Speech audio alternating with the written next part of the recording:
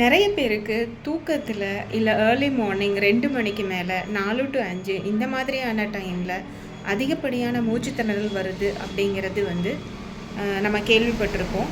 So இதுக்கு பேர் பார்த்திங்கன்னா நம்ம வீசிங் அப்படின்னு சொல்லுவோம். மூச்சுத்திணறல் அல்லது ஆஸ்துமா கம்ப்ளைண்ட் இருக்கவங்களுக்கு தூங்கிட்டு இருக்கும்போதே சில டைம் இந்த மாதிரியான வீசிங் அட்டாக்ஸ் வரும்.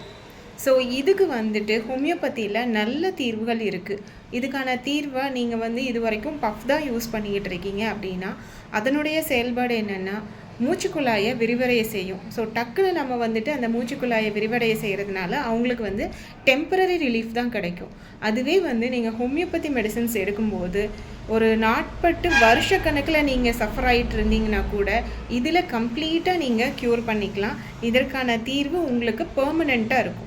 ஸோ நீங்கள் இந்த மெடிசன்ஸ் எடுக்கும்போது பஃப் யூஸ் பண்ண வேண்டிய தேவையே இருக்காது. லைஃப் லாங் நீங்கள் பஃப் டிபெண்ட்டாக இருக்க வேணாம்.